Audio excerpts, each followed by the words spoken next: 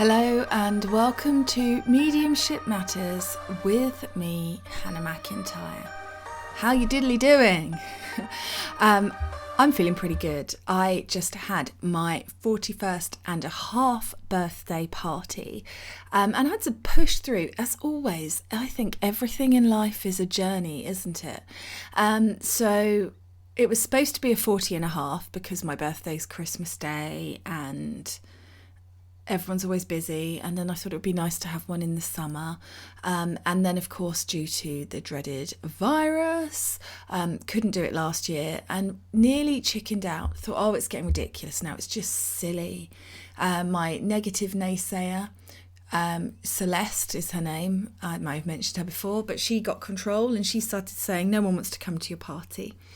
And I had such a journey with it, of sort of having to force myself to go ahead with it and forcing myself to take up space. And isn't that a theme, if ever we heard one, of it's okay to invite people to a party. It's okay to ask them to turn up and show up for you. And the ones that matter really will. And I had some very interesting lessons in that. I know people are in a really difficult time and interesting space at the moment, but some really amazing people came to be with me. I was so touched. Just came to say hi, people I haven't seen since before lockdown, people who travelled from Wales, people who really put in a lot of effort. And then there were people that I thought I was really close to, who sent messages just saying things on the night when I'd already paid for their food after they said yes that they would come.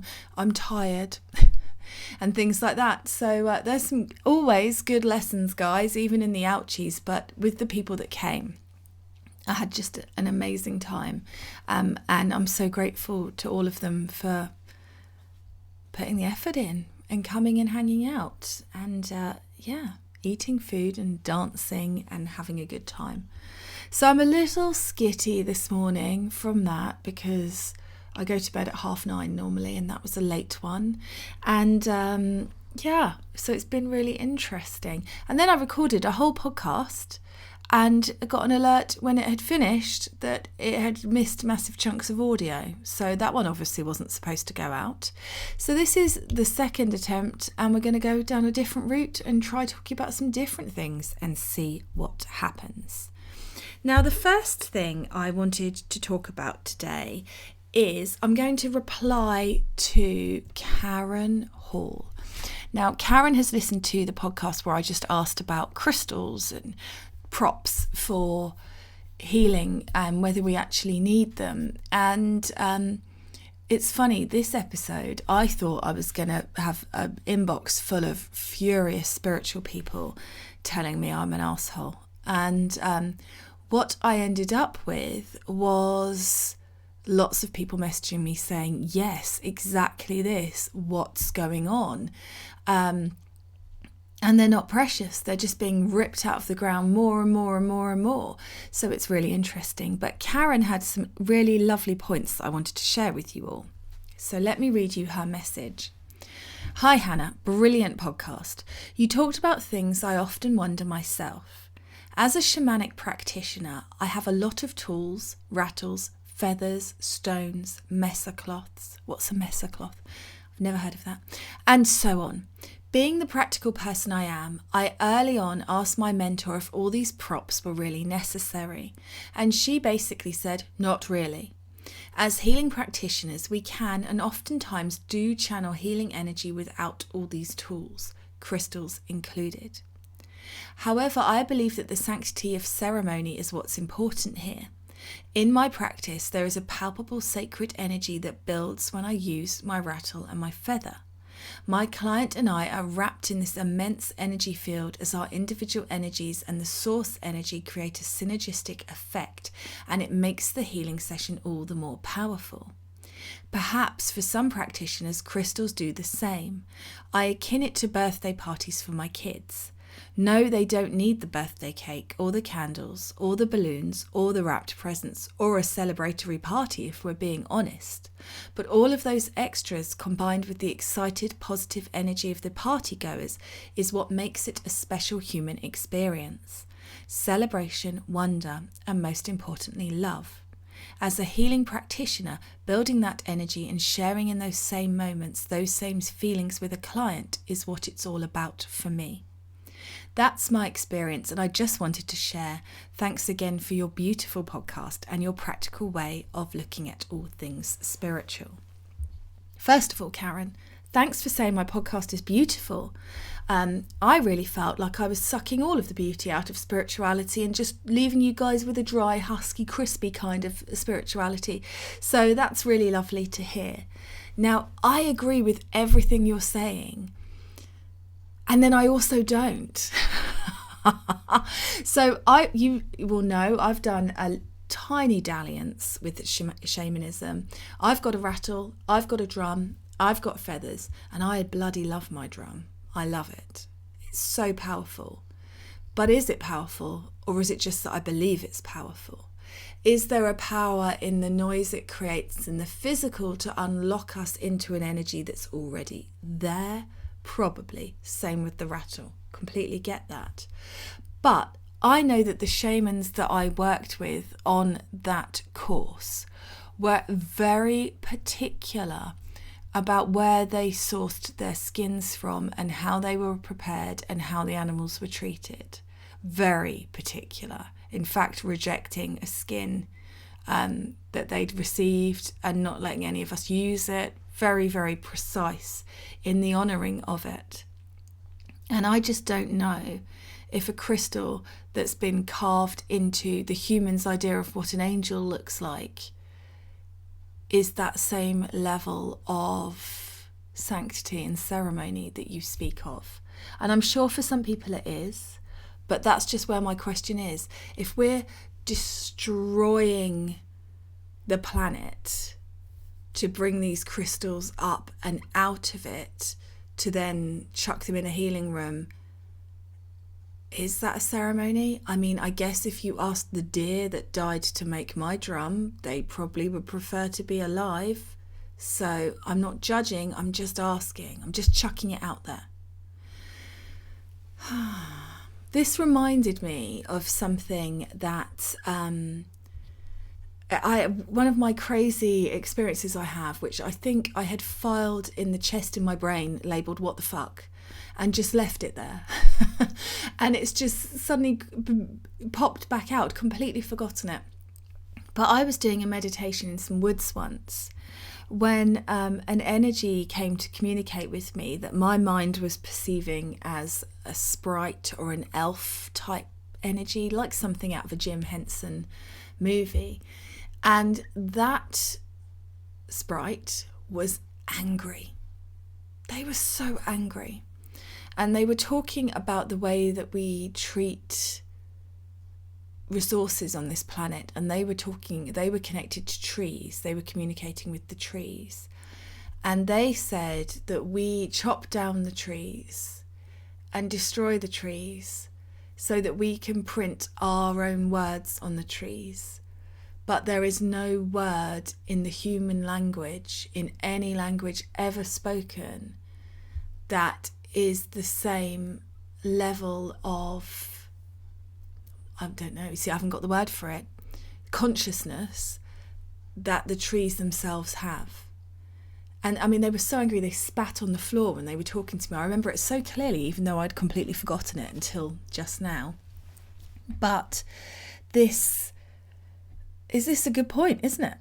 It's a good point that we are destroying resources, even if we're printing a spiritual book on it. I mean, I'm not just talking about 50 Shades of Grey here. I'm talking about my Oracle card collection, which is extensive and massive.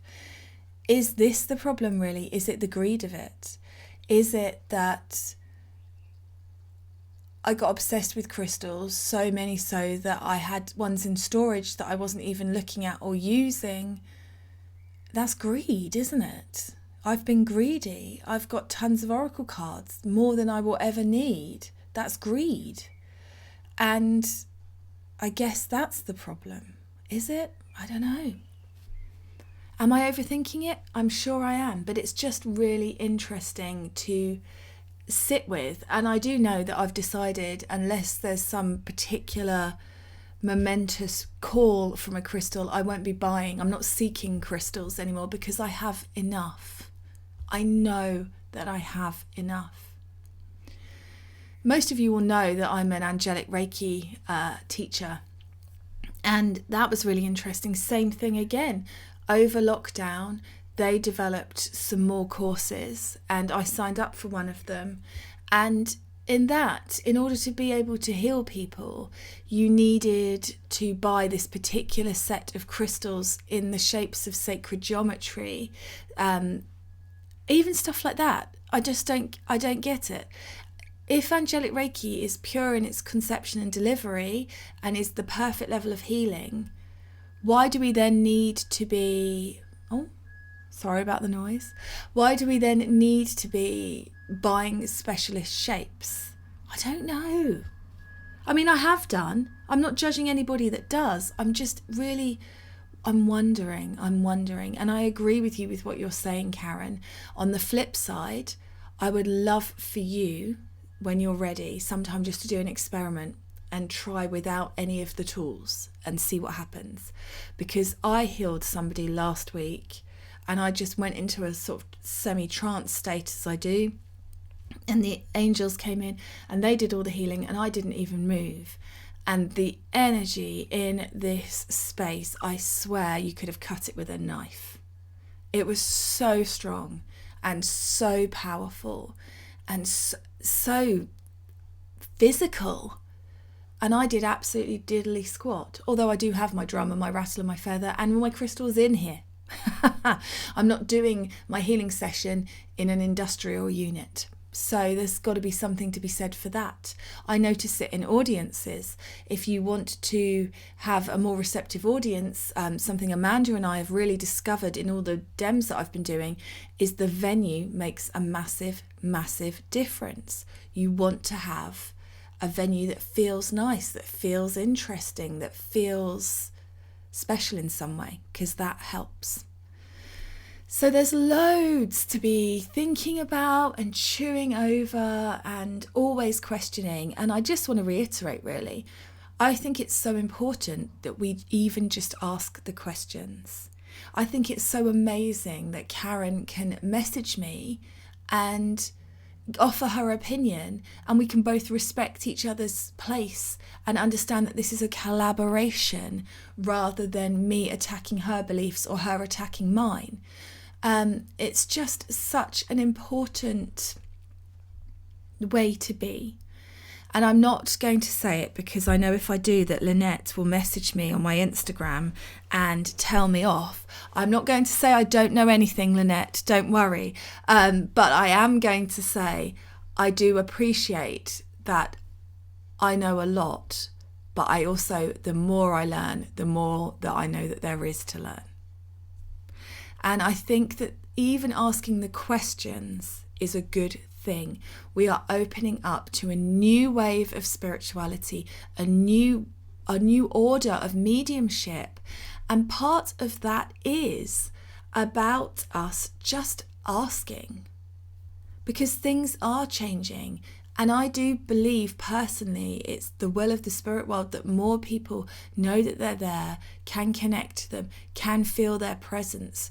I think even though I don't believe in timelines and this linear version of time that we live in, I still believe that there is growth for the human race where we can be more heart-centered, where we can live in a more open sisterhood with spirit, where they're just there and present and with us and not separate. So yeah, I think it's good to ask, because I think that the asking opens us up, and it might not be that these questions are all fully answered for our generation of mediums, but for the next generation of mediums or the one after that, the fact that we've asked might be enough for them to get the answer. And so that's pretty cool. It's pretty cool that we're breaking down these barriers. And that's why I love you guys messaging in, because it is a collaboration of thoughts. It's your soul speaking to my soul, who's speaking to my consciousness, and trying to work out how we feel and what we know and what we don't know. And yeah, it's fun. One of my really good friends, her husband is a very opinionated gentleman, and is especially bad when he's had a drink. And we got in from my party on Saturday night, and I'm not sure if the word fraud was used, but it was certainly, he made it very, very clear that there is no spirit world, that I'm making it all up, and that the only reason I'm doing this is for money, which was particularly charming. But interestingly, it just didn't bother me. It just didn't faze me. I think I've had so many people be rude to me online now that I was just like, oh, whatever. But what was interesting was somebody else, one of my friends, decided to sort of argue with him. I couldn't even be bothered to argue with him. I just went, okay. You're not in a space where you're ready to receive an answer, so I'm not really going to bother. They were arguing with him and explaining why he was wrong. And also saying that they weren't a full believer, but that they understand that I'm a person with ethics and integrity. And then as he progressed, he then started saying, well, I would like a reading, but I want you to get through somebody in particular who I'm thinking of. And if you can prove to me that they're still around, then I'll believe you. Thank you for your offer, but no thank you. But the interesting thing about all of that was just that lovely, timely reminder from all you lovely people that have emailed me about that Ouch podcast, Lorelli and Ellen and Nicole, you lovely, lovely people. There were so many of you that took the time to message. But that was just proof in motion that even in my own home, with somebody that has eaten food that I have provided and drunk drinks that I have paid for and danced to the band that I have chosen, even somebody who knows me and has known me for 16 years, can still just come out with that and think that it's okay to say it, is just the proof that you, again, with what we were talking about the other day, you can't recruit for the spirit world. And there's a real power in just going, whatever. And I cannot think of anybody on this planet that I would rather give a reading to less. And that's okay too, because he's just not ready. And there's a real power for me now in knowing that I'm not going to put myself in that kind of position, because if you're not ready to receive a message you will not receive. And there is nothing I can do about that, but that's comfortable that I know that. So, interesting times, always so much to learn and unfold. And that was funny that he did that when tonight I'm recording Mediumship Natters with the girls, and we're going to be talking about coming out to your family and telling them about it and how that went down for people. And I think that these things are all important and useful. People are sent to try us, and I know that we hear in spiritual circles, you should forgive, you should hold a space of love for them, and I do agree with that where possible. But I also think that it's very important to be comfortable with saying no, with saying I'm not interested, with not allowing somebody into your energy, with letting those people go. And I've had such just a reminder about that. Sometimes I have pulled myself over hot coals for people who are people I thought were friends of mine, who just didn't have a problem with not even turning up to my birthday party when they said that they'd come and not even telling me they weren't coming. I got people messaging me the next day going, sorry about that. And that's okay. That's more of a sign of where they're at. But these are, again, all these kind of lessons. And you have to get to a space where you almost don't take it personally. I don't take it personally that he doesn't believe. I don't take it personally that my uncle said to my mum, does she really believe that she's communicating with the spirit world? As if I didn't, and I'm just out there defrauding everybody. I don't know where his brain was going with that. But it doesn't matter to me, because I know what I believe and I know how that has helped me. And if they're not ready, they're not ready. Which leads to another question here. What if they're actually readier than me? What if these people are doing the will of spirit to get us into the place that we need to be for our development? What if all of the people that are pissing you right off right now are doing spirit's work? What if you need to be triggered so that you can resolve what's rising in you? What if you need somebody to say the rude things to you in your own home, in your own space, at your birthday party, so that next time a stranger says it to you, you've got that resilience and it doesn't get in the same way?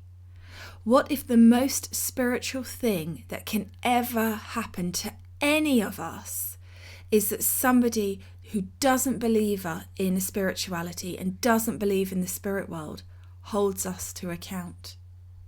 What if that is the greatest purpose of all? And actually there's something in that, isn't there? There's something in being held accountable.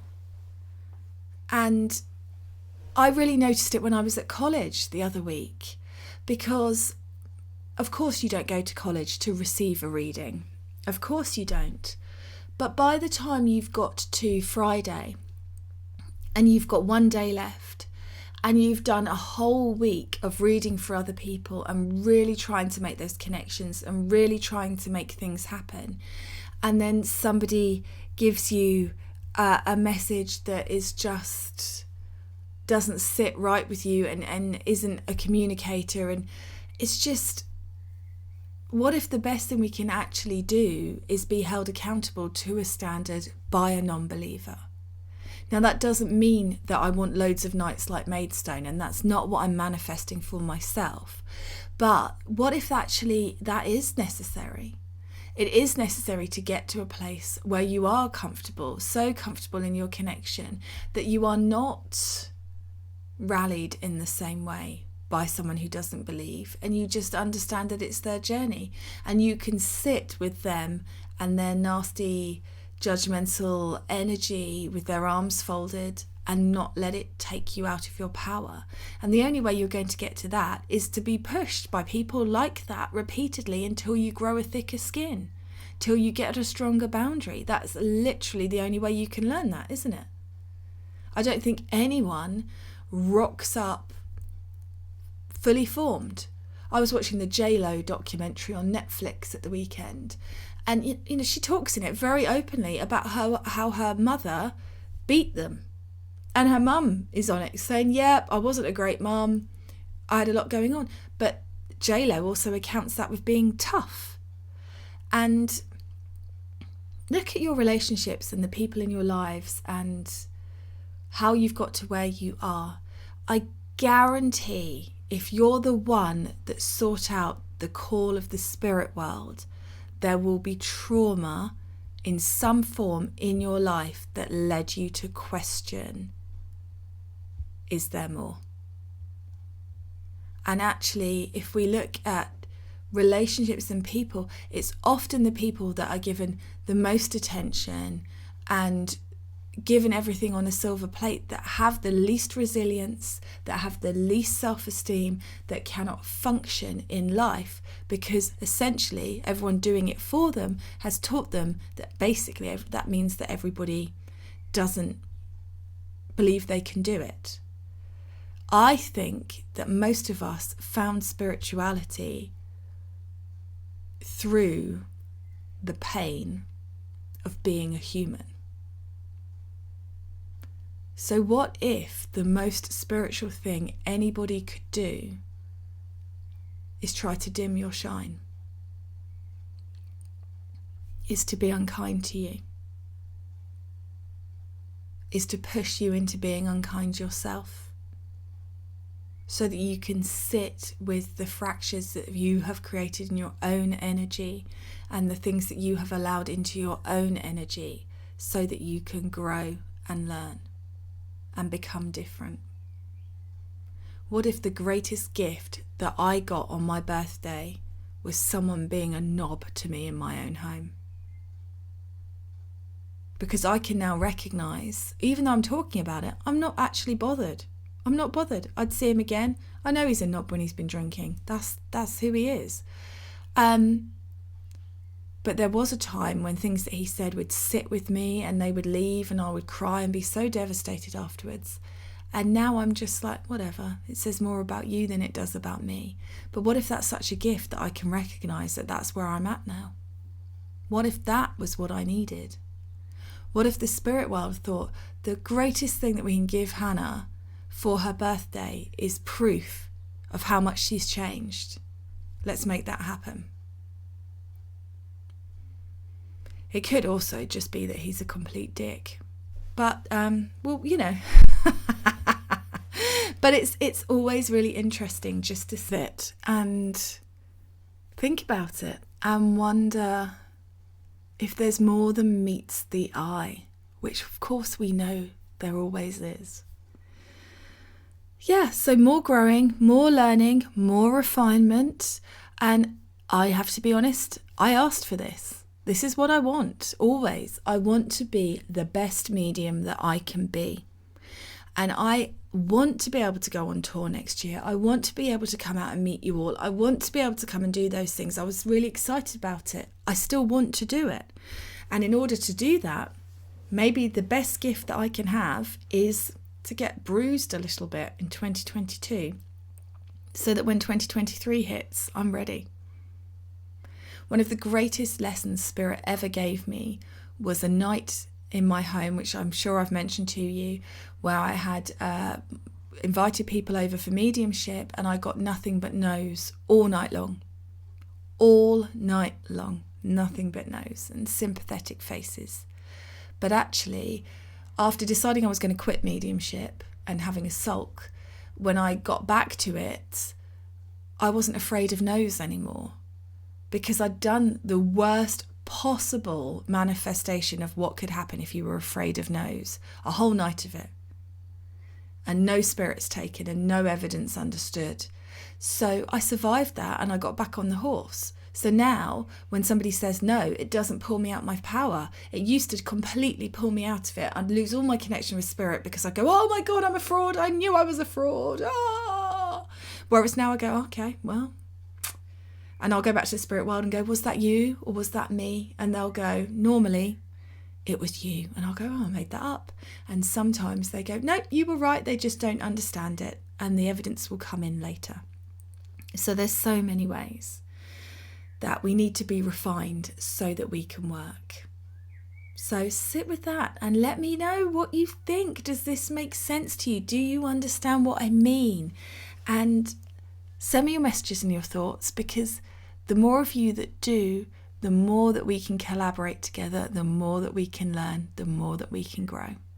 Thank you so much for listening and have a wonderful day.